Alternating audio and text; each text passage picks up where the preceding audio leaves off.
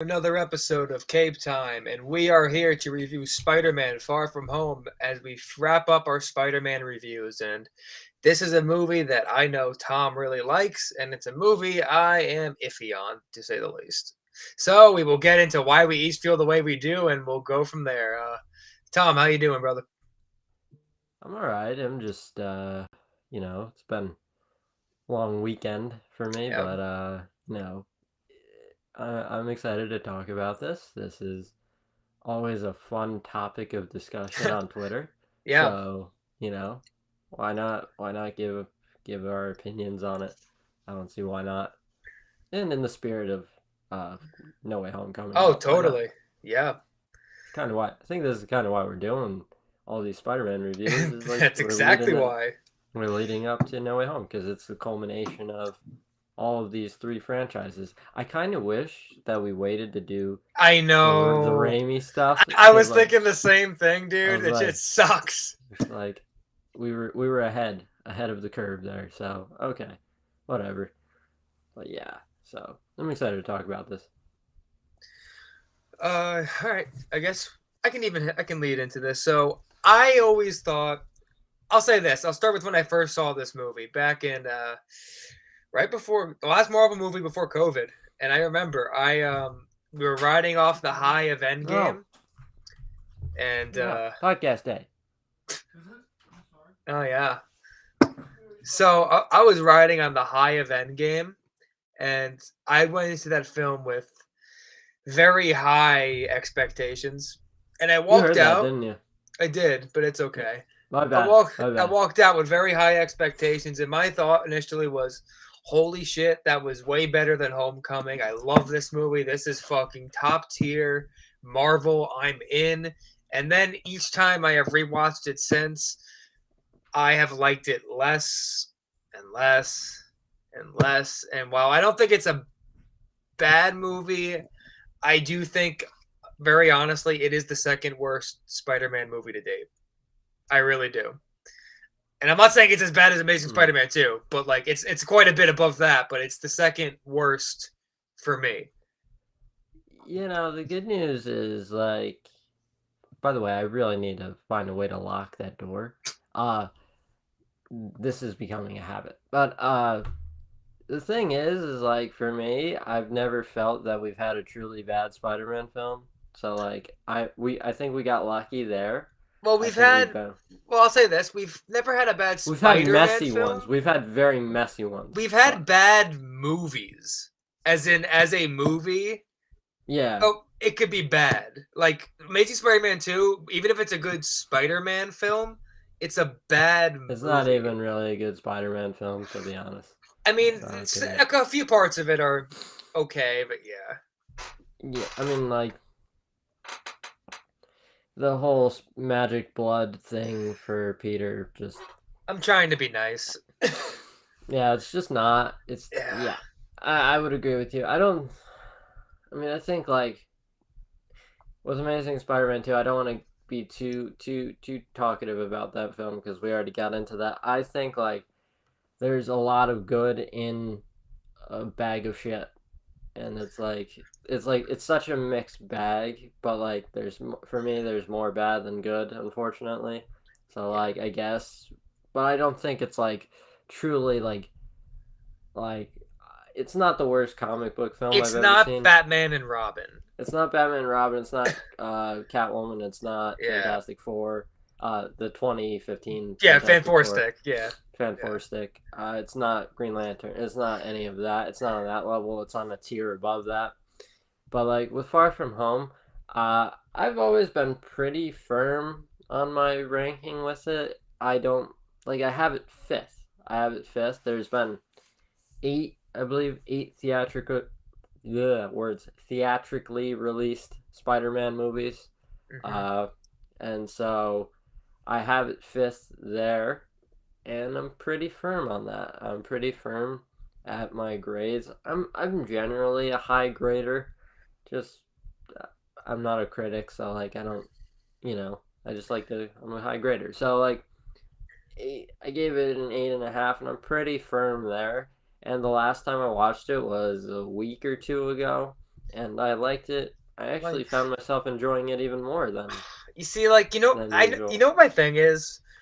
It's a movie where I don't think, like, there's not a lot of bad parts in it necessarily, but there's also, it feels like there's no soul at times to me. If you want me to be perfectly honest, like, I look at Homecoming and I feel so much passion behind every moment. I feel so much soul. I feel so much in the storytelling. But then when I go to Far From Home, I don't feel that. It feels like it's just, hey, high school field trip. Let's go to this place and do this with a shitty Stark connected villain that has really bad motivations. Yay! Like, that's where I feel the I movie love is. I love the fact that Quentin Beck is a shitty B villain with shitty motivations. I I just enjoy love that. him as an I actor. no. I just love that for that character. To be honest, like I love the fact that he's such a narcissist, that he's such an egomaniac, that after Tony Stark just showed off his tech and gave it a stupid nickname, that was the thing that caused that egomaniac to assemble a team of of scientists, engineers to go to go and dominate the. I love that because that to me, like, that's Mysterio in a way. Like, it's not the comic book Mysterio, but it is like very much in keeping with his personality because Yeah, I mean, he's fucking nuts. I don't mind deviation from the comics. I mean, I'm not even a big No, comic book reader myself, so no. I like, mean, both of these yeah. villains, Vulture and Mysterio, have deviated, and Oh yeah. I like the deviations, uh, because like I don't need direct one for one adaptions. Like as long as like the personalities kept intact and like the general characteristics that you see. Old bald guy, Michael Keaton. Yeah. Okay, Pedro. You And see, that's good. That's good. as long as Mysterio is a narcissist who has like who gets pissed off at like the tiniest of things, who gets slighted at the tiniest of things, that's Mysterio to me. So like I'm into that. I'll say And this, he's like Mysterio overall, I'm not gonna say he was a bad villain because he it wasn't. was intentionally like bad. It was intentionally Like, like I know stupid. I know what you're trying to say. It just doesn't work for me, at least. For me, It worked for me, to be honest. I just like enjoy that, like, cause like that guy would do that. He would do that. He would pull something like that off if Tony Stark did something like that.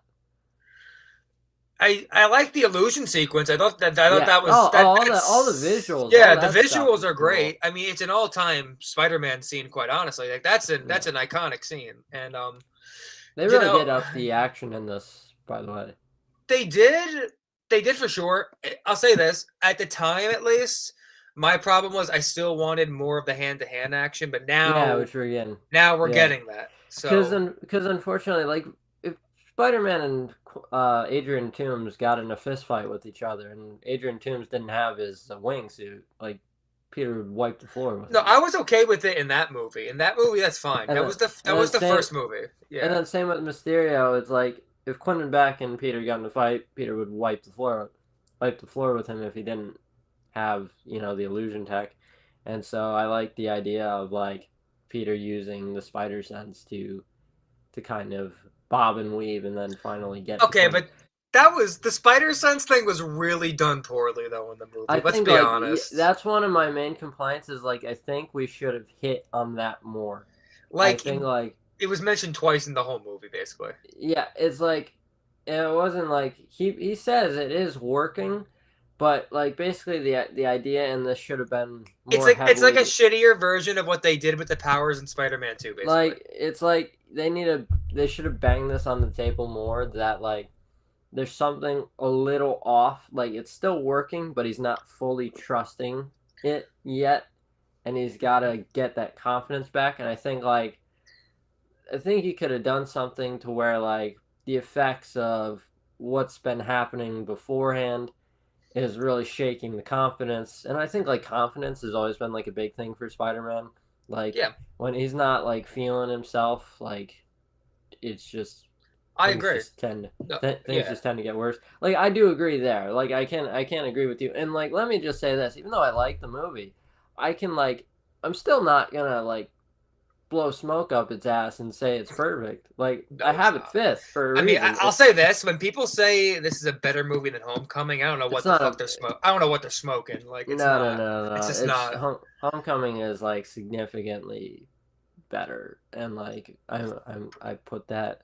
I think I have that second right now. So like Like, I'll say this: at the time, I can see why you felt that maybe, just because again, I get the emotions that you probably felt right after Endgame. Like, you were riding a Marvel high. Like, it was like mm, they could put out a pile of shit on the screen, and I probably would have enjoyed it at that time. Like, legitimately. But in mm-hmm. retrospect, though, I can look at it obviously in a much more objective way. And now, yeah, I obviously have changed my stance quite a bit. But I I guess. mean, it's like I never had this in the top three, four of my Well, no, Spider-Man rankings. realistically, I don't know how people could have that in the top three, or like the top Yeah, three is just like nuts. it's Even not, four, even four, you can't be top four. it's not better than the first two Raimi films. It's not No, better than Homecoming. It's not better than Into the Spider-Verse. and I stand But I by it have still. It's better than Spider Man. Spider Man Three is better in my opinion. It really is.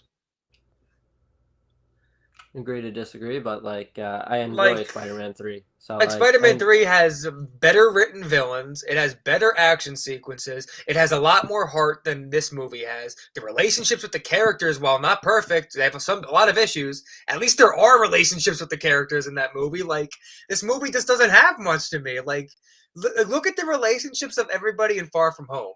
Okay, first off, they okay, clear. this is my second complaint. Okay. I think you just led Okay. into my second complaint. Perfect. I think I talked about this in I believe our Homecoming review that like one of my biggest issues with this film is like there is a line between character and caricature where if you cross a certain line your characters have just become idiots for the sake of the comedy, the story, Well, that's you actually a know. different point The I was gonna go to, but I yeah. feel like I do agree with you in the terms of like I feel like the characters in the Raimi films, especially like the side players, are much more developed, and I think like it's because like in these films there are like there are a bunch of characters, there are a bunch of different characters, but like the Raimi films mainly focused on three people, uh, Peter, Harry, MJ throughout the film. Those were the three through line, and I think what they should have done is more focus on Peter, Ned, MJ, much like that, or try something different. Maybe add in Flash in there,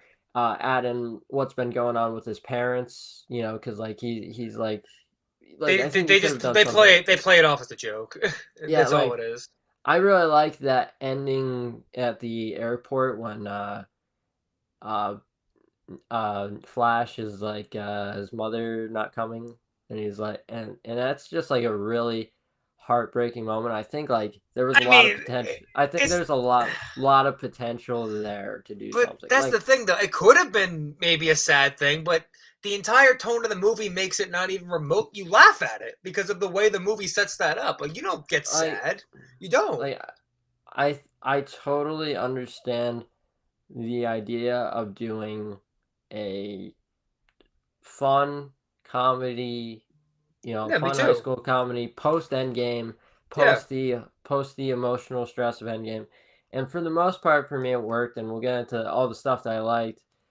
But yeah, I mean, I wouldn't like. I think like if they did a more serious version of this film, it had a lot of potential to crack the nine range to be towards the top. I don't think it ever would have been the top. I like a more traditional Spider-Man film where like he's in New York and he's Well, like yeah. doing all that. Like I like that more.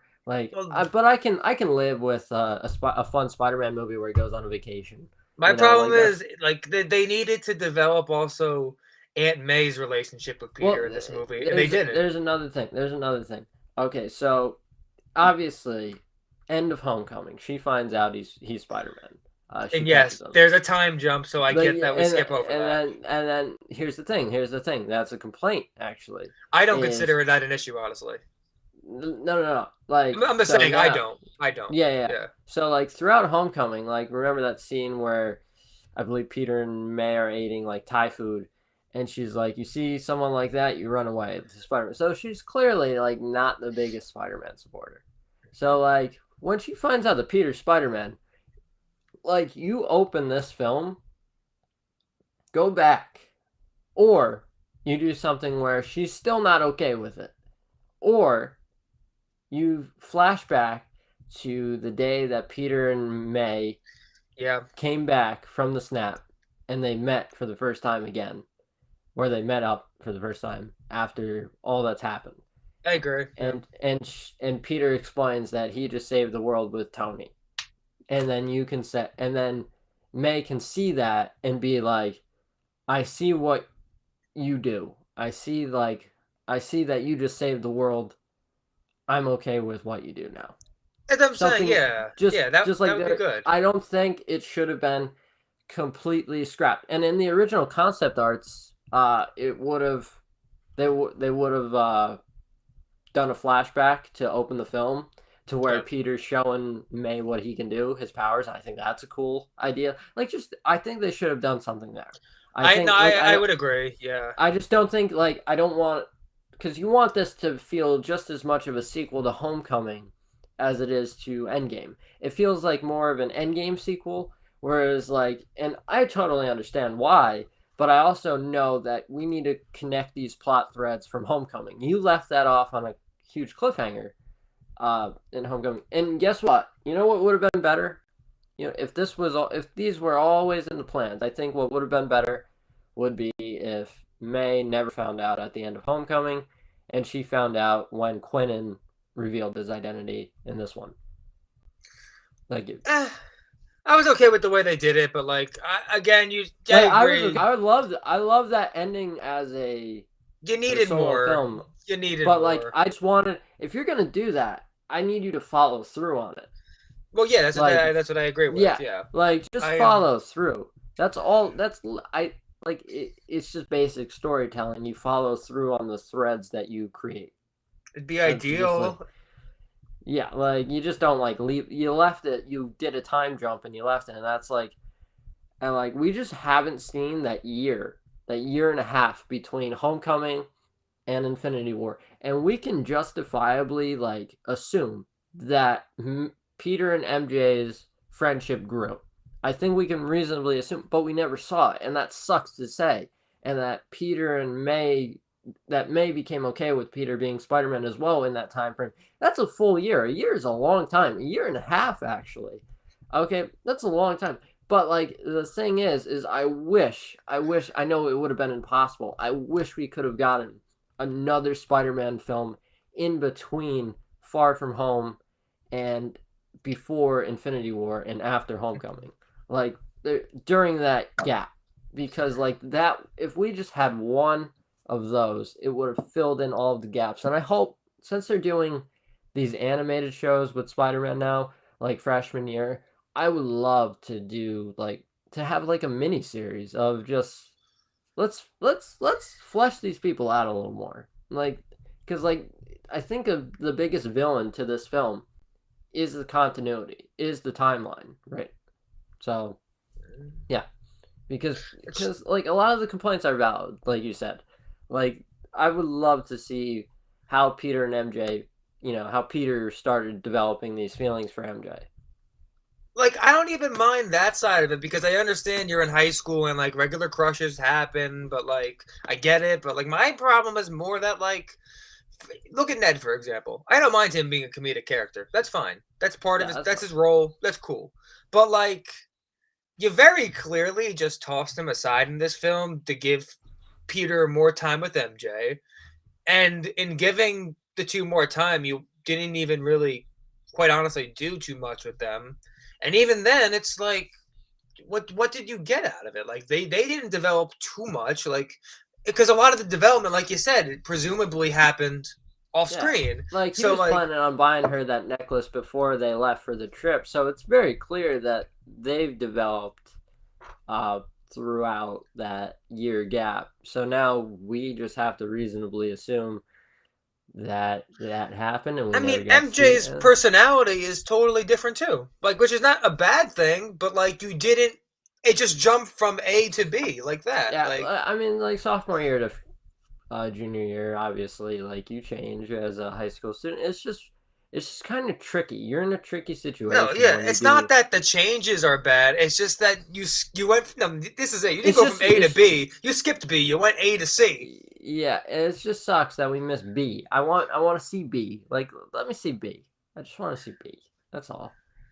But yeah, I mean, I hope I didn't sound too negative because like there is still a lot of stuff that I do enjoy in this film. I think the thing that mainly carries it, and I think like this is the best thing that the MCU Spider-Man has going for it I'm curious to is know. is Tom Holland. Well, Like duh. He's like never the issue. like no, it's not that he's not the issue, it's that he is the strength. He is the Well, guy yeah. who like you could give him there like let's be honest, he said some dumb shit. Like there are some dumb lines in throughout these films, right? And Yeah. he sells everything. Like he's like he would be a great salesperson. Okay? Like this dude sells every line that he has to say. Okay? Mhm. And he conveys like so much emotion and heart. There's so much the heart of this film is in Tom Holland. Like he is the heart. I will say, aside from Holland, if I had to give a like this person's the heart of the film, I would probably give it to Happy. Quite honestly.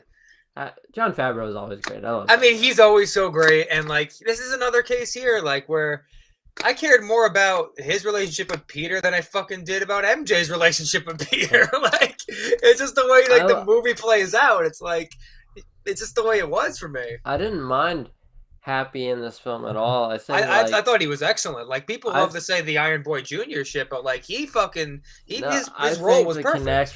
I think the connection that Happy and Peter have is really cool because they Me too. both really like obviously like Peter never saw Tony as a dad. Like he's not Iron Boy Jr.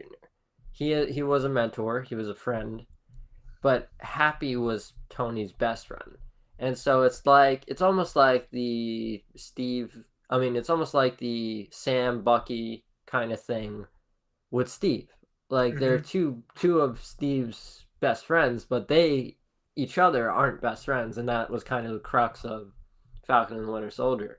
Now it's like it's a less confrontational version of that, and also at the end of Homecoming, Happy and Peter became friends, and you saw that kind of develop where Peter was just this annoying kid who like Happy just did not want to deal with. But then he saw like, hey, this kid just saved my ass because I was not paying attention to him, and Peter just saved my bacon by stopping Vulture. So like, I just think like that's a really cool relationship, and Yep. like, it's obviously different from the comic books, and it's different from what we know. But Yeah. I think it's cool. Like I think it's really cool. And I think that conversation that they have on the plane where they're just like where they just hash it out, and it's like, bro, I can't be Tony. I can't. I am Spider Man. Like, and he's like, and like, I think the reassurance that Happy gives him is pretty dope. And like that line where Tom Holland finally says, "I'm gonna kick his ass." It's like, go kick his ass. Go kick his ass. And he makes Yeah. his own suit and he goes and kicks his ass and he saves Happy's life. And it's really dope.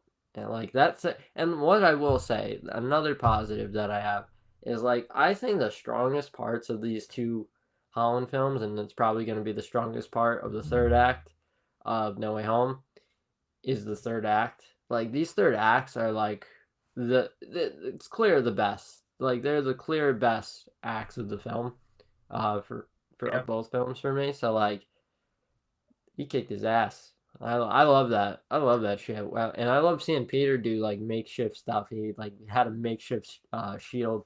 He made like a makeshift hammer and threw it No, up that's into the dope. Like, drone. that Like whole the third act is really solid. Honestly, it is. It's yeah, the first and second acts where my problems lie. The third, no. Act I like thought was really good. Honestly, really good. like the setup is cool. Like the whole premise is cool. You know, he wants to go on vacation. He's kind of stressed out about all these questions that he's been getting about being the next Iron Man. Uh, and then you know you head into the second act. He's telling Nick Fury like I don't want to do this. Like I think that's cool. Like I think that's fine.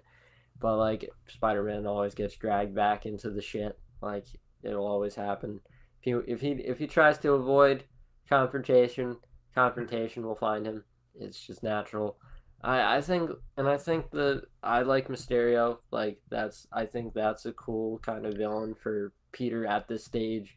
Uh, if they I really do wish that they did continue and hammer home the whole spider sense thing, because you could have done something really cool with Mysterio, Yeah. where it's like I think like the ending, like in the third act, like I think you could have had it be like that scene in Amazing Spider-Man 2 where like Peter's at Times Square and he's using his spider sense to like you know remember it was the on the steps and Hmm. he was Yeah. Yeah. pulling people's hands off. Yeah. He's Yeah. like, don't touch that, don't touch that. Like I think you could have had it where like throughout the film it starts like the spider sense starts like down here and then it gets more potent as he's getting back into Spider-Man, and it just grows and it grows, and then by that third act when he's on that bridge with Quentin, it's like the full on spider sense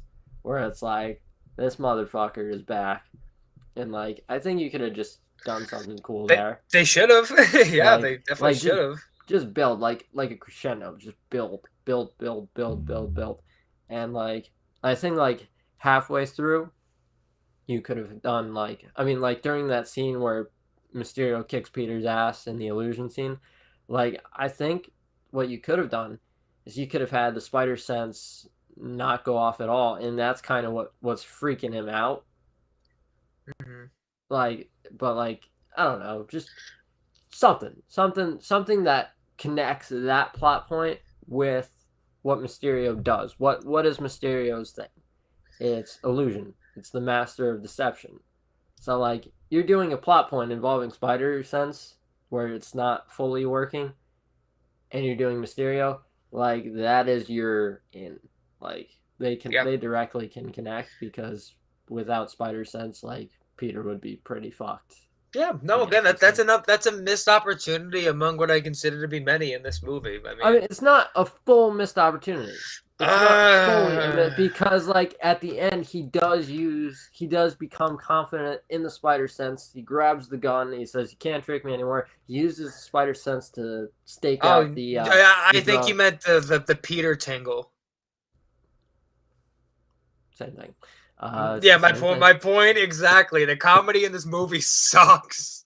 It Yeah, sucks. I'm I sorry, mean, but this movie's not funny. it's ant humor. It's ant humor by his aunt.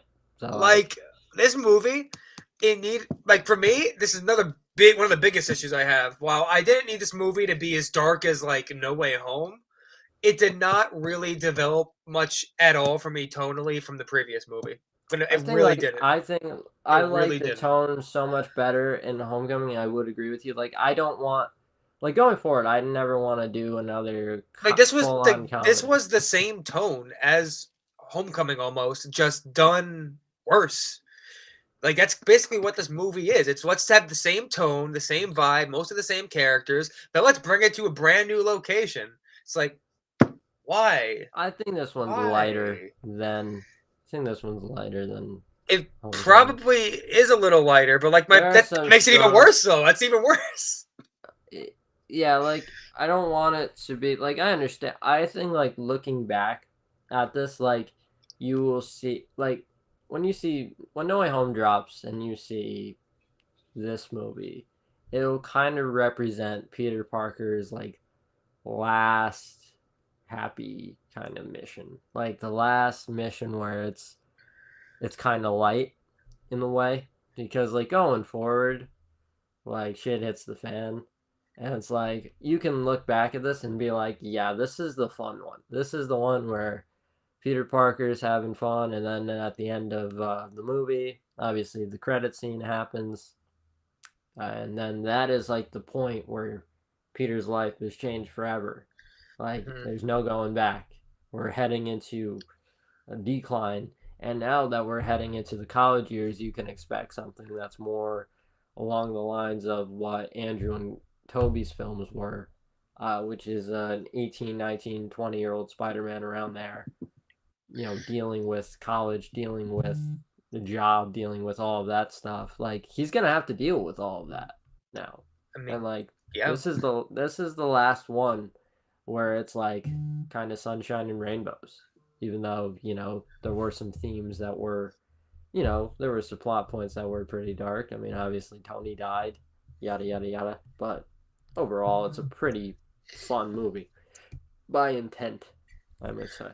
Yeah, by intent, and I'm gonna be as I keep trying to think about it, I'm struggling to find true positives for myself. I really am. Like I have a few, but like Tom Holland, he's a positive. I'm just gonna roll through my positive. Tom Holland is definitely one of the positives, like we discussed.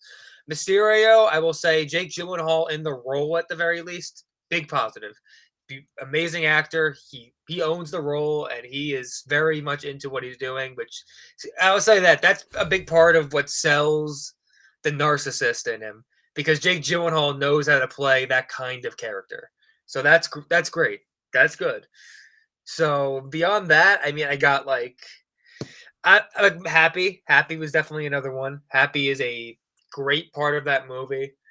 And MJ, while I don't like her development too much in the movie, I will say at least she has more of a character in this movie, which is at least a step forward from Homecoming. And I didn't mind it in Homecoming to clarify because she just wasn't there yet. But like I needed a little more with her, but like I'll consider her overall a positive. And then lastly, I guess my final positive would have to be just the third act, along with some of the action sequences. Some of them are really dope, of course, the illusion sequence being the biggest, and the entire third act was really dope overall. But I think outside of those five positives, I have all negatives. I'm being totally honest. I got nothing. I got nothing. Should I list my positives? I'm sure you have a lot, and I will Uh, dispute them, but go. all right. So like, let's do it. Like you said, Holland. I like Mysterio. I like the idea of like him being slighted by like that tiny little thing, and him just creating a team of scientists, robotics experts, yada yada Yeah, yada. yeah, we Like, that's went over cool. that. That's cool. Yada yada. Happy. I like the action a lot. I think it's a big step up from Homecoming. Yep. It's very cool. I really do enjoy the Ned and the Betty stuff. Like, I think that Really? I enjoy that. Really? Like I enjoy that. Like, that worked for me. Like just like on the plane when their hands touch, That and was then there's funny. that look. That was There's funny. that look, and it's like, no, and like it harkens back to what Ned was telling Peter in the classroom about the American bachelors in Europe, and like Peter's like, what the hell happened to that? And Ned's like, those are the words of a boy, and this boy met a very powerful woman, and like that worked for me. I don't know if that worked for you. Don't It care if it it worked for didn't you. work for me, but I also see it as a total And then at plot the end they broke device. up. And at the end they It, broke up. it, it, it was literally a plot device. Let's have this for the movie so we can get him out of there, and at the I end think we'll break them up. they date in the comic book, so like it was pretty cool that they kind of harkened back to that a little bit. Even though I bet he was working at the Daily Bugle at the time, but like it's cool that they did that. So like it worked for me, and I think it led to some really cool comedic moments. I think like a lot of the comedy worked, but like I do agree that a lot of it didn't. It was kind of hit or miss, and like so like I guess you can put half positive, half negative in that. Like Uh, truthfully, in Homecoming, I don't think there was one joke where I was like, ugh. the Like I really don't think there was. I'm looking at porn joke is just Oh, that that's great. That's great. oh Like, I'm that like, was so good. I like I whoa, I, fire I truck. was waiting for like this really genius response, and I'm like, what are you gonna say? What are you gonna say? Porn. He just fucking died. Like he choked in the moment. Like, Yeah. Homecoming is so great. I love that movie. Yeah. But yeah, like I like the overall vibe. I like the idea of like Peter really assuming that stepping into himself really and being like, all right, I'm fucking Spider Man. I just gotta be Spider Man. Like that's it. And like the idea of like him being in this larger shared universe and potentially being that next guy to be the head of the Avengers maybe one day. I actually do have a good positive, I think. Yeah. I do like the idea that they set up where in Homecoming you have this juxtaposition where in that movie he is so much of I want to step into this bigger role. I want to be an Yeah. Avenger. And He's then in the so next he's movie you have the total opposite where he or he's wants like out. I Like want yeah, out. because he Like got yeah. to experience what that is, and it's like But I don't know if I can handle this. Like this is no, I think beyond that's me. just really cool. I Like agree. that's No, just I think that's great, and that harkens back like to the whole friendly neighborhood Spider-Man thing. I think that's yeah, good. That's good. like whatever happened like he's basically like what the fuck happened to that? Like I love that. And that I think No Way Home I think like he gets that wish again. So Oh God. and like I love that the back and the forth with that. Like I think that's really cool because in the comic books, like Spider-Man very much is friendly neighborhood. Spider-Man will help the guy who's help the kid whose cat's stuck in the tree. Like he's that kind of guy, but he's also like he'll also fight in these big galactic events. Like Yeah, he's in yeah. fucking Secret Wars and shit. Like It's he's fucking fight crazy. like but like the next day he could be back in Queens helping out Matt Murdock, you know, on a case against like a big fat guy in a white suit. You get what I'm saying? I do. Like I just love that about Spider-Man. I think this kind of captures it a little bit. And I'm very excited to see like the future because like you'll probably see Spider-Man in another Avengers movie one day, but you also might see a Spider-Man Daredevil team up film where he's Uh-huh. fighting street level shit, where he's just taking on like Scorpion or something, and like Daredevil has to take on Kingpin. Like that would be dope. Like, can you imagine like if Kingpin replaces the J. Jonah Jameson role and Kingpin funds Scorpion's transition into that suit? You know, Hmm. like I think like you could do something really cool, and it would be like a team up film, which Marvel likes to do, but also like everyone wants to see Charlie Cox and Tom Holland have a team up film, and it's one of the most iconic duos in the Marvel universe. Oh, Like totally. I mean and that's a like duo everybody and wants. It'd there's be so so much good. potential for that, and like I'm in on that all Me the too. way. Me Like too. And I would I truly do believe that'll happen. Like yeah, I really do think so. and there's so much potential, especially after No Way Home, where like you can do that. Like this can happen. Like Yeah.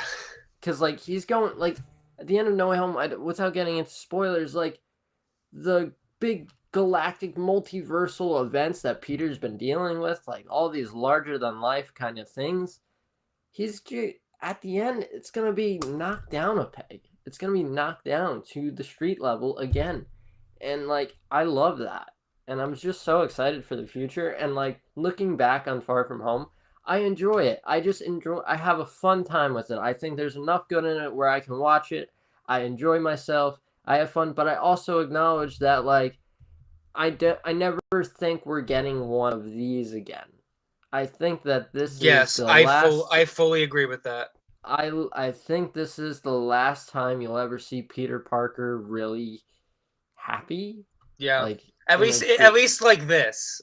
or Like like in the way it's or like portrayed here. or you know what? Better phrasing. Happy go lucky. It's more of Like an innocence that he has in the this. innocence Yeah. of Peter Parker is gonna go away, and Yes. he's gonna be a little bit more towards Toby and Andrew, where it's more they have a more kind of jadedness to them because they're like they get beat down a lot in life, like especially Toby and Spider-Man 2. Like that's the Yeah, best dude. comparison.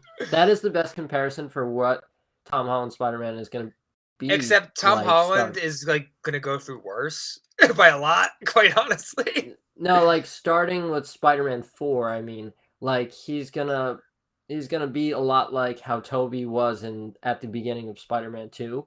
Oh, I know. I'm just where saying, like, he's gonna go through some he's gonna go shit, he's gonna dude. go through some really Like, messed up shit. He like it's already gonna be lost. worse. It's gonna be worse than anything Toby even fucking went He through. lost Ben. He lost Tony. Right. He died. May died as well, technically. Okay. So like that's like four things he's dealt with already. And now we can't say much about what happens, but like there's a lot of shit that happens. Truthfully, You like, know. even though we're not going to, we could, but we're not like that because it's all out there now because of the plot leak today. Yeah, the plot leaked today, so like So technically, you could talk about anything now, but we won't. yeah, someone But dies that's close to Tom Holland's Spider-Man. So like, and I don't think that's a shock to no, anyone. So like, we'll talk about that maybe if we ever do like a spoiler No Way Home discussion episode. But we'll see. Maybe that's I see. something we'll consider. I see what you did there. Yeah. Maybe. Truthfully, I wasn't trying to do that, but I know you weren't, but I. damn, easy. Now you're spoiling. was. Now, no. Okay, moving on. Pumpkin Mom. What? I don't even know what to talk about now. Fuck. I mean, Yeah. more you. You know Let's what? finish listing your positives if you have any more. What is it? Going through it. I already think I got most of it. I think the last scene between Peter and Quentin when he holds the gun and like the whole "you can't trick me anymore," and then Quentin finishes like the last thing he ever says is "people will believe anything these days," and then that leads into that credit scene. And I like the idea that happened, the reveal, the mid credit scene. I like that happened the day that Peter Parker is feeling like on top of the world. Yep. Like that is Spider-Man. Like whenever something good happens to Spider-Man, there's usually something that just knocks it down and fucks up his life. And it's just like Spider-Man 2. MJ invites Peter to the show, right? And he's gonna go. He's got a suit on. He's ready to go. You see him on the bike. He's smiling. He's ready. What happens? Well, what happens? We know what happens. I remember Spider-Man 3, right? Yeah, the whole beginning of that movie, dude. He was so happy. Spider-Man 3 is so happy. He's riding on a bike. His best friend tries to kill him. Yeah, remember when the fucking when at the festival he's doing a little march when they're playing the song for him. It's so funny. It's Tobey so funny. Maguire's performance in Spider-Man 3. Tobey Maguire, like Sam Raimi basically just said, like, be Tobey. It's an elite comedic performance. I fucking love it. And like it's intentional. It's intentional. Like say what you want, but the comedy in that movie at least fucking hits. Like it hits. when he's on the phone with Ursula, give me some milk. With the cookies, and he's just like I'm not listening. He's just chewing on cookies while Dr. Connors is telling him like you should watch out for this symbiote. It's not good for you. He's like, oh, nah. So good. It's like, so good. And like the hair, the emo hair, it's just it all. I love that movie, even though I understand it's not great. It's still good. I don't care. It's a good movie. I don't care what people say. By the end, like there's so much good in that movie. Like we'll get into it. Like I bump up my Spider-Man 3 rating more these days. Like it gets bumped up. Even Chris Stuckman said that actually. Like I found a new appreciation. It is the clear worst of the three, but I found like a nice appreciation for it, where it's like, even though this movie does have a lot of issues, there's so much awesome stuff in it. The awesome stuff is so fucking awesome. Like it's amazing. You can just have a fun time with it. And I think like Far From Home is like, to tie it back to Far From Home, is very much like that in a way, but it also is a more coherent film. I think it's, it's more coherent because there's less going on. Yeah, there's so much less going on. I think like the clutter is what kills Spider-Man 3. Like for me, the thing is like the highs of Spider-Man 3, I feel like if you took the 10 best moments from that movie, they beat the best moment aside from the illusion scene from Far From Home. And that's for me. For me, that's a problem because, like, outside of that, think, like what else is there? Here's the thing: like Spider-Man 3, the highs are high, the lows are low, so you end up somewhere in the middle. So like, but with Far From Home, I don't feel like the lows But are but you incredibly see, and low, that's my thing. but But the Spider-Man high, 3, but the highs are still high, but the lows aren't terribly but low like the either. lows with So Spider-Man like 3 though are, I think they're a little overblown, honestly, though. That's my thing. a Like, I don't little, think the a lows are little. I that don't think like low. I don't think Spider-Man 3 ever reached the level of like Amazing Spider-Man 2, where Peter Parker's No. dad turned him into a Dude, genetically I can't even engineered like human we could being. barely watch Amazing Spider-Man 2. I never have a problem finishing Spider-Man 3. That movie's a Yeah, I blast to watch. yeah, like I would agree with you, and like it's like it like I keep telling you, like it keeps getting bumped up. I found an appreciation for that movie, and I really appreciate like 7 out of the 8 Spider-Man movies, and I even have some appreciation for Amazing Spider-Man 2, mainly Andrew. Like I love Andrew as a human and as an actor, and I love Emma Stone as well. So like I could watch some scenes involving them all day long, but like I can't watch that full movie, Like for to be me, honest. like how many true like bottom of the floor lows are there in Spider-Man 3? Because I think there's only a few, quite honestly. Like for bottom of the floor, like there's Hmm. I would say Is there's it? you could say the diner scene where they go to the diner with Gwen and Peter. Uh, Like, yeah, you want to call that a low? Fine. The dance scene, I don't give a fuck what you say. It works because he's a loser. It works for when that the reason. hair, when Gwen's hair, like when what happens? He like stomps and her hair Yeah. grows back, and it's Oh, like, it's like oh, did it's like what am I? it's so It's beautiful. it's like huh, this Physics. is huh, And this then is and like you see, I think the big thing is it's because I don't hate Venom as much as other people do. I think that's where the big thing is because I get Raimi's take on it, even though he didn't want to use them. Obviously, I think the take of a different version of Peter that's an asshole, it works for me. And the biggest thing too, honestly, for me, I like the approach of the symbiote in this movie as like a drug addiction better than the shit they've pulled in the Sony verse now. I think that's better. I'm gonna be honest, I do. Just talking symbiote alone, I think yeah. that's a better use of it I like the by a darker lot. take on the symbiote more. Like I I I, do, I think it's a lot better. I enjoy the hell out of what they're doing. But like if I were to tell a Spider-Man Venom symbiote story, it would be more sinister, Like, more dude, like akin to when the symbiote first like starts crawling on the Peter's body, dude, that shit is clearly fucking creepy as hell.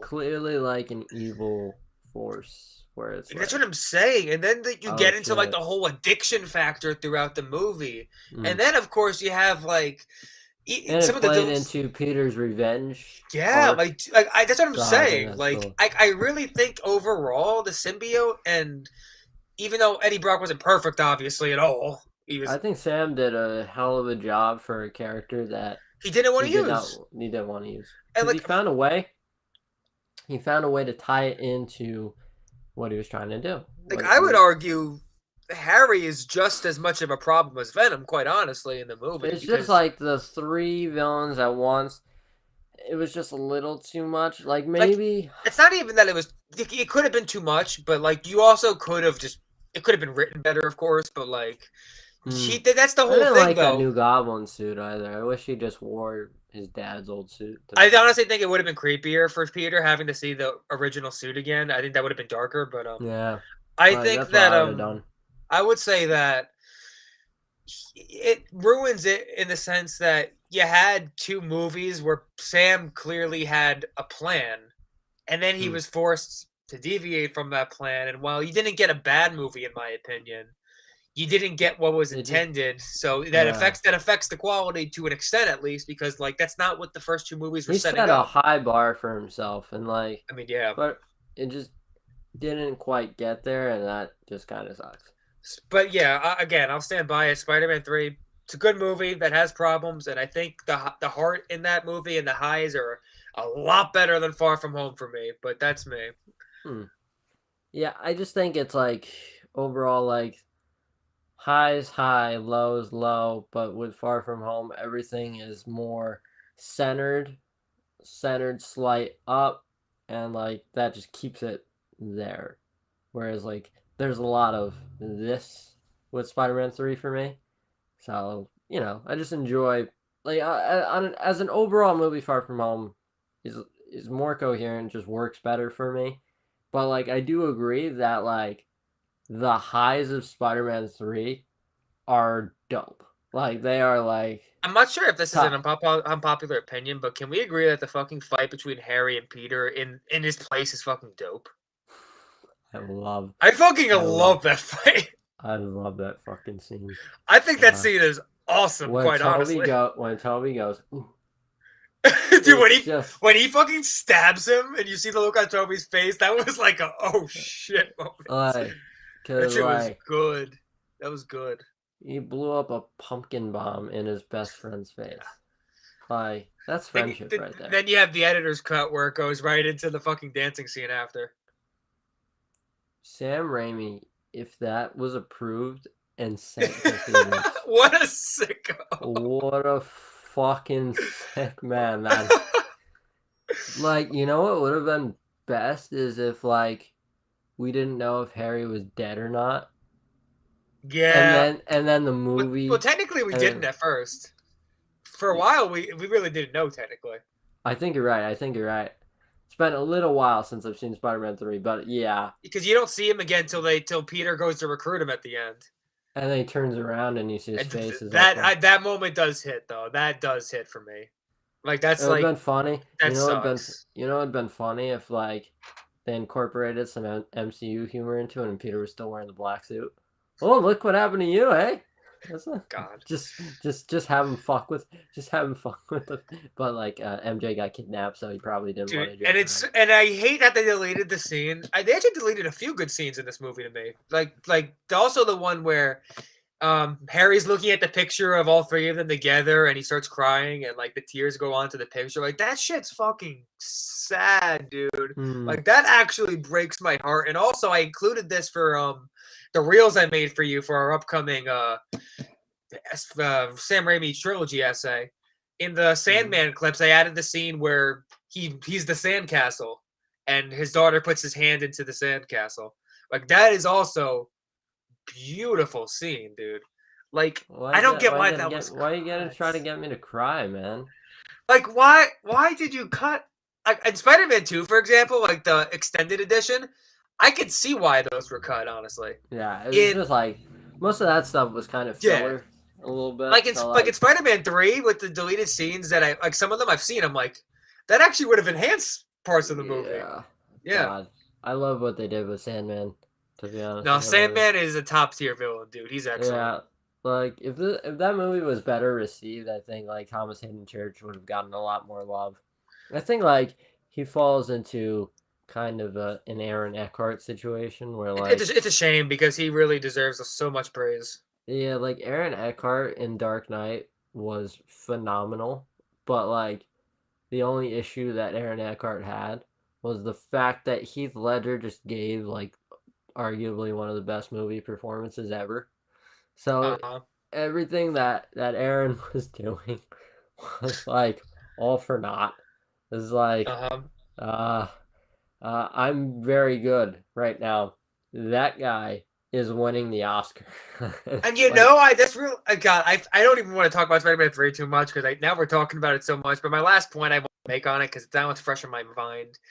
I also think the theme of forgiveness in that movie, dude, is so fucking great.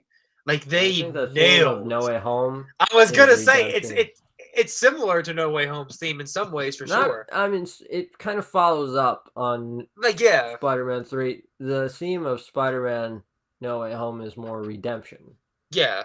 Forgiveness, redemption. So like, like Spider-Man 1's probably, let's say, responsibility. Spider-Man 2 is about endurance. Choices. Spider-Man 3 is about forgiveness. TASM 1 is about responsibility again. Well. Yeah. Well. But going to No Way Home, Spider-Man No Way Home is all about redemption. It's all about, 5 villains and even two Spider-Men who may not have been perfect, Yeah. who may have made mistakes, who get a new chance. And like that's all I can say. And I think it's a really beautiful kind of thing. I'll say this: if they pull this off if they pull this off as well as they can, it's gonna be a top. I'm gonna say top 3 Spider-Man movie if they really pull it off, because the potential is that high. I mean, dude, think about this for a second. I'm not gonna spoil anything, but like, look at the heart of the story, look at the cast, listen to the fucking score, and just the pure Yeah, the score leaked. the cinematography, the heart. Like, there's so much that's great about this movie, and where it's gonna leave Peter at the end. It has the potential to be a masterpiece. It really does. And I mean, I can't believe the score. The score leaks yesterday, and the yes, it plot did. fully leaks today. And literally, like the score, if you listen to the score, you can picture exactly what's happening during each song too. And it's so you good. can almost like piece together the film through it. No, like even though those titles for the tracks were not official, I'm pretty sure they were pretty accurate, quite honestly. I think they were like They were pretty they were mostly spot on. I think it was good. I think it was very good guesswork. Yes, they were very good guesses. Yeah, like so like that last one, like the this isn't a spoiler, so I don't care. The last track where you have the regular Spider-Man theme from the MCU, but with like the choral section. Give me that. I can picture like the most beautiful final swing as that's playing, dude. Like, oh, that could be so either that's good. a final swing, or that's him like putting on the new suit, maybe, or that's the end credits. Yeah. Oh man. No, I don't think that one's gonna be end credits. I think end credits is because that's gonna be track 23 is like all end credit stuff. Oh, I think you're right. I think I think I was talking about the. Yeah, I think. Yeah, because I got the songs mixed up. That's on me. My bad.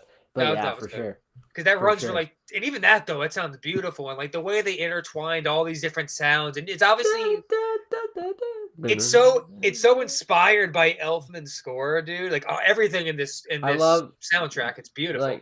Like Spider-Man: Homecoming, it was dun, dun, dun, dun, dun, dun. But like, and then Far From Home, it built a little bit more, especially towards that final swing, right? But then No Way Home, it's going, it's reaching that level where it's like da da da, and then you're just like bobbing your head while the fucking song is playing in the movie theater. I literally get chills. I get chills listening to that shit. Like you know, like Spider-Man 2 when Peter takes the suit back, and J. Jonah goes, "I want Spider-Man," and and the newspaper, and he flies to the. By the way, Sam Raimi, you fucking madman for that shot. By the way, yeah, when he goes through the newspaper and it transitions into his swing towards Doc Ock while the fucking theme is blasting in the background, like. It's like do something for Tom Holland that does that, man. I just can't, dude. He's so good. I will say, just to wrap up the No Way Home, the Far From Home portion, I'm gonna give this. I know you gave it an 8 out of 10. I'm gonna give it an 8.5. Actually, I hate you. I'm gonna give it a 6. So. Yeah, it's not a bad score. No, I mean it's not a bad score. It's just obviously you think it's fine. Here's the thing: we live in an age where like people think greatest of all time or worst of all time. Yeah, I really need the people that are on the internet that keep saying that The Amazing Spider-Man 2 is a masterpiece. I really need you guys to stop. You need to shut the fuck. I need you guys to stop. I need you to. We both just went on a love fest for Spider-Man 3, but even we admit that Spider-Man 3 not a masterpiece. But if I had to score Spider-Man 3, I'm giving it like a 7.5, which is still good, but it's not like elite 10 out of 10. You know? Yeah, I'm in like the 6.5 range with Spider-Man 3. So like we live in this age, like I keep saying, where like people think it's either the greatest thing of all time or the worst thing of all time. Like Spider-Man: Far From Home did not break me. Okay, like it's just like it's a fine film. It's fine. Yeah. I enjoy it. I have a blast with it. But I also understand that going forward, we're never doing this again. We are going dark. We're going dark. We're No Way Home is going to be the movie that breaks me for sure. Like I'm In a good fairly way. confident. Yes, in a In a good good way. way. Like I'm gonna be in theaters, and I'm gonna be totally honest. I think I'm gonna cry a few times. Like, and like and not just because of the moments. Like, the score genuinely moved me so much. I was in my room last night. I had my headphones on. I'm listening, and that one choral part that I sent you, it was like at the end of track 21. It is the most beautiful thing, and like I cried a tiny bit because of how great the arrangement was. Like, it is genuinely one of my favorite MCU scores of all time. And that is such an Yeah. awesome thing to say because Spider-Man is like we're so used to having these great Spider-Man scores, and while I haven't disliked what we've had so far, I would say Yeah, that and it outside of wasn't the hitting. It wasn't yeah, hitting that previous like. Here's the thing. It's all about the bar that has been set before you, and like it what like the thing that they've had that Giacchino had big shoes to fill was Spider-Man 1 is very much epic. It's very epic. yeah, It's an epic Spider-Man film. It's very much for Amazing Spider-Man 1 as well, especially during that crane scene where the theme's blasting and he's swinging. Like yeah, there's not really that in Homecoming. And by design. yeah. It's and so like the theme in Homecoming is much more reflective of what this version of Peter Parker is. And so when you compare it to James Horner, when you compare it to Danny Elfman, it's like a baby compared to a full grown adult. Yeah, like You my know? biggest issue, quite honestly, is not even the theme. My biggest issue with the score has been the non-theme stuff, like where like you have the smaller moments and the Mm. score and like the music isn't hitting. Because look at like I look at Spider-Man 1 a lot for this. Like let's say you go to the scene after his uncle dies and he's running through the alley and he's climbing up the You know walls. Like what? that music is so good. Like the do do Yeah. do do do do do do do Yeah. do Yep. I do agree do. there. I Like I agree. think that's the biggest weakness he's had so far, and I think in this movie so far, he's hitting in some of these non-theme moments, and Yeah. that's a big thing. I totally get what Yeah, you're saying because you yeah, want that filler, the yeah, filler kind exactly. of The filler stuff to score, yeah. really hit. Because like Danny Elfman brought like his A+ game to Like his Spider-Man. filler stuff was fucking I amazing, know, and dude. like his goblin stuff when like Oh, Norman's talking in the mirror. yeah. I'm here with the drums, It's like very percussive. yeah, It's really and it's smart. like it builds up the tension. It's like what's going? It's like chills, man. Like Chills, yeah. so good. I And totally, yeah, and another I, big one too from that movie. I love the theme that always plays when MJ and Peter are talking, dude, in the background. It's light and subtle, but it's so beautiful. It's a yeah, great piece. It's a great you're piece. right. You're right. I agree. I Yeah. love saying you know, I think my favorite theme is probably the responsibility theme Okay. from that trilogy. It is so hard for me to pick, dude. It really is. But my favorite is probably gonna be the alley scene from Spider-Man 1. But also though, Oh, so good. I think So another big one for me is definitely the Sandman 3. Spider-Man 3 Sandman scene, dude. Like that is yep, some beautiful stuff right yep. there. Harry's death scene was great as well. Oh yeah, dude. What like so good. Like Death of a yeah, friend. Oh oh, God. damn it, damn it. It's you're right, Like you're right. yeah. And Right? Giacchino brought it. No, he brought it Giacchino, for this he movie. No, he's brought. bringing it. He's like Giacchino was like, okay, I haven't fully put the nuts on the table yet. Time to Yeah. put the nuts on the And table. he's Time done to put such a great job of incorporating the themes from the others, like in a low key kind of way. And I'm not even talking about Spidey's. I'm talking about like Doc Ock and yeah, yeah, Goblin, and for sure. like it's subtle, but like it's in there, and you hear the little themes, and even like the Doctor Strange stuff And too, which makes sense. he did use the Toby and Andrew themes, and that's great. In Just dude, in track 20, it was 21, no 19 actually. In the 19, yeah, beginning, yeah, you slowly build into the light James Horner Amazing Spider-Man theme, and then it fades out, and then it rises back up with the Toby theme, and it's like, oh, it was fucking bro. incredible. Can you imagine what's gonna happen when that scene plays? Yo, what if that's the scene? Because like we know, We got before we get into spoilers. spoilers for No Way Yeah, Home. okay, 10-second warning. I This gotta won't give the be a people a huge. chance. This won't be a big spoiler. This won't be a big spoiler, but Yeah, like, I have a spoiler though that I want to get into. This is a big one after go this. sure, Yeah, sure. But what if that's because we know they come in right in normal clothes. They're science bros for a little bit, right? What if that's the scene that plays? Andrew steps out in the suit, in his Amazing Spider-Man 2 suit. Then, as the theme drops and the theme picks back up, Toby comes in and he's wearing his suit. How do you think they get the suits, by the way? Because like they come in through the multiverse. Ooh, that's a good question. Because like they're wearing their I mean, exact suits from the previous movie. Like, did they unless have it's- them on under them? I only have two ideas. A, Toby did wear his under sometimes, and B, in the case of Andrew, he kept it in a backpack a lot of sometimes, like when he was going out. So maybe he has the backpack on him and the suits in there.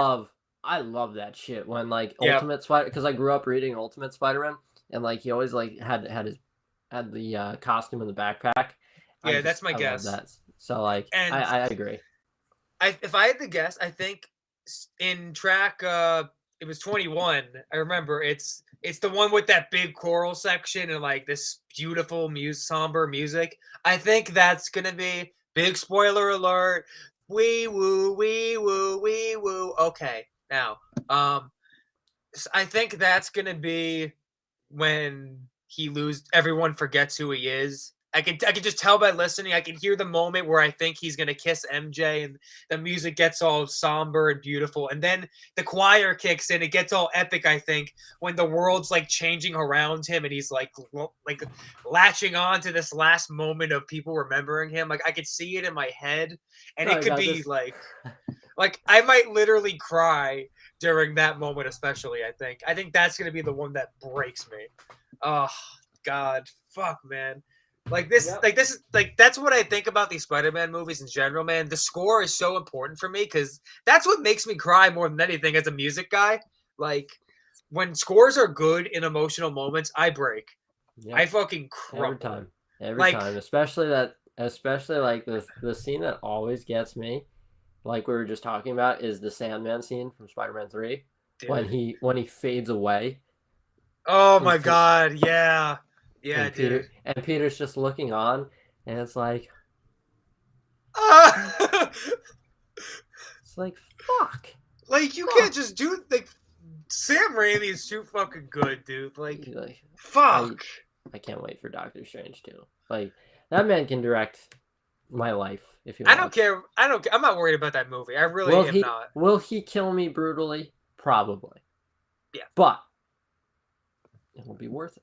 And I'm calling it. Toby and Andrew are gonna be in Doctor Strange too. I'm calling it right now.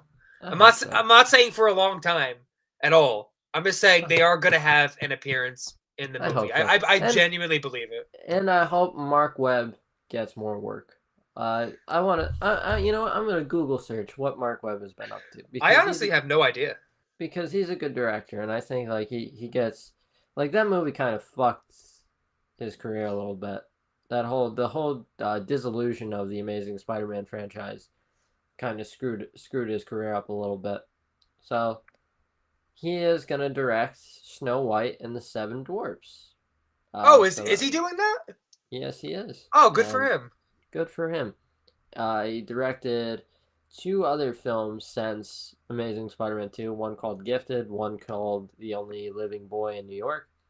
He actually directed an episode of The Office. Interesting. And yeah. There you go. Yeah, there you go. He's done some TV work, so there it is. Oh, cool. You didn't see that. But yeah. Good luck to Mark Webb, and I hope he finds work. And just remember one thing: everything that was done in No Way Home was done under the consultation of Raimi and Mark Webb.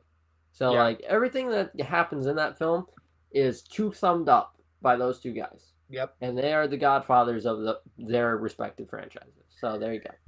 Nope. Yeah. Well, actually, Mark Webb may not be of his. I think that may be Avi. I think he mostly was for the first movie, at least. I think the first movie.